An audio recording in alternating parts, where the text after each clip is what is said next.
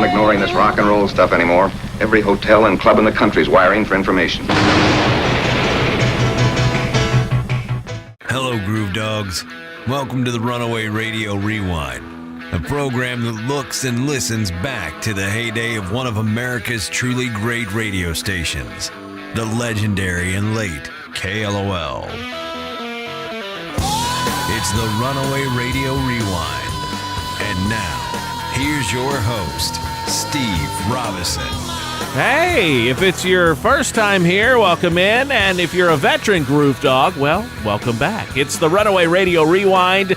And today, stopping by is a familiar voice on the Houston airwaves. Now, KLOL had their share of awesome personalities through the years, and this one is definitely on the list. I've had the chance to work with her on several radio ventures. We sit down and talk with Donna McKenzie, a Texas Radio Hall of Fame member and a true friend. We talk about her time with the legendary KLOL, and she takes us down memory lane a bit. And while we're here, we got to squeeze in another S&P Uncle Waldo classic, so just kick back, enjoy. It's the Runaway Radio Rewind, and here is Donna McKenzie. I was working at Z107, which was a classic rock station. That was the first classic rock station FM in the nation, and so it became a real competitor to KLOL. And I was doing afternoons there, and that was the time when Dana left KLOL. Dana Seal left KLOL, and she went to California.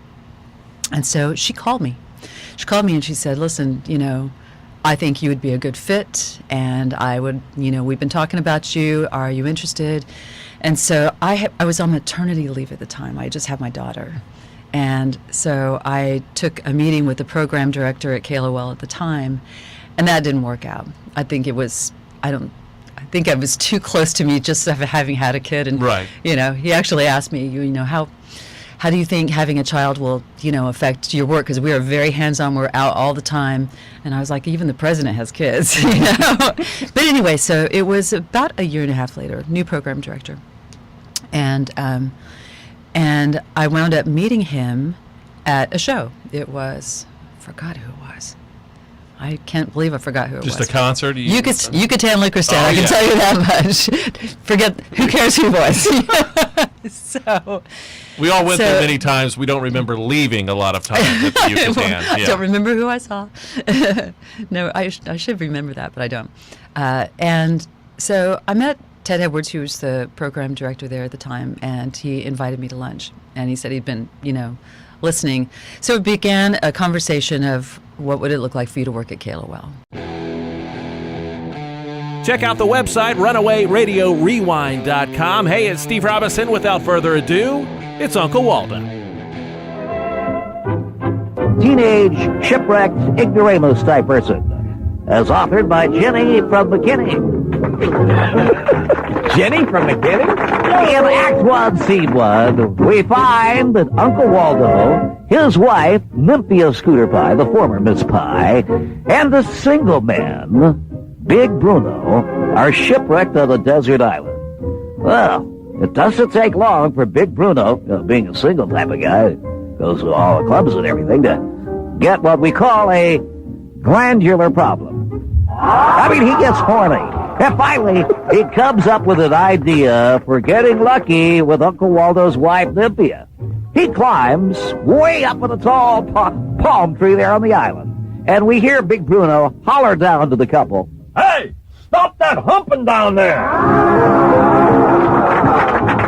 Well, Uncle Waldo looks over at his wife, who's standing 10 feet away, and says,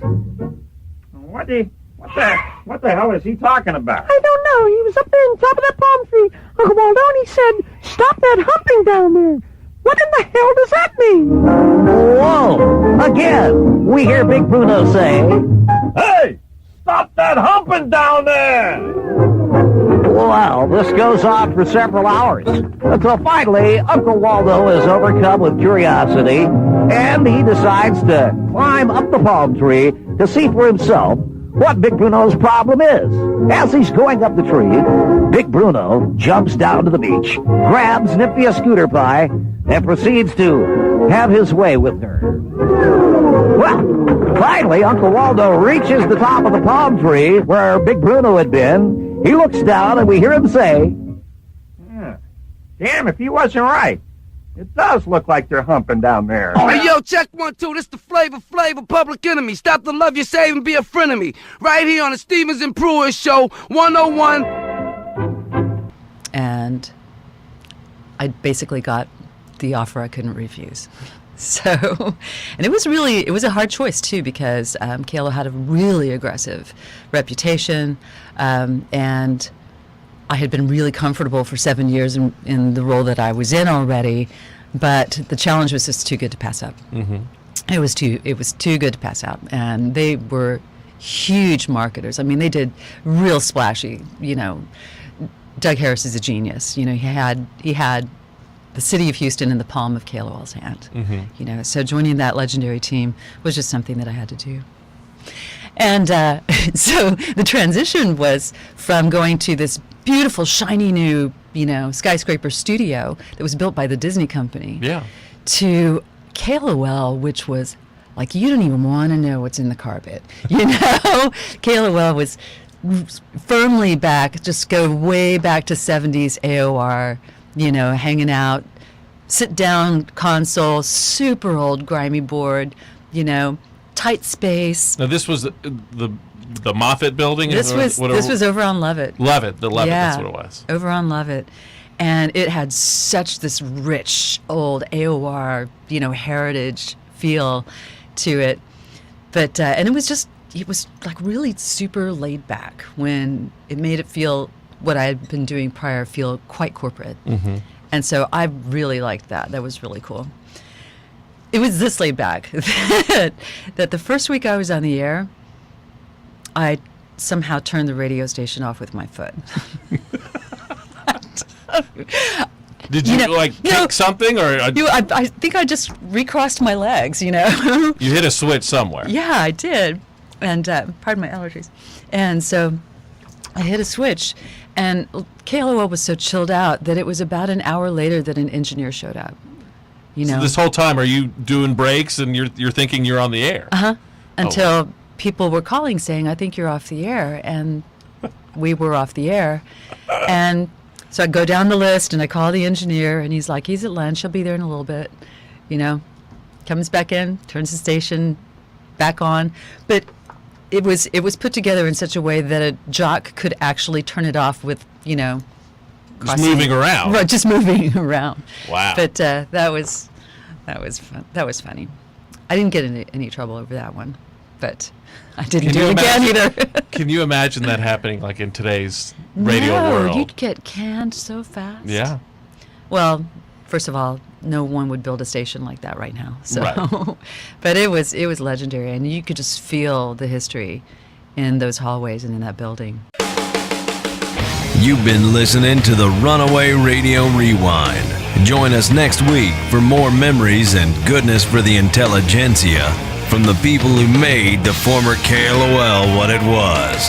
Find us online at runawayradiorewind.com and be sure to grab your Runaway Radio gear. You can find the show on YouTube, Apple Podcasts, and Google Play. Show us your dog, and we'll see you next week on the Runaway Radio Rewind.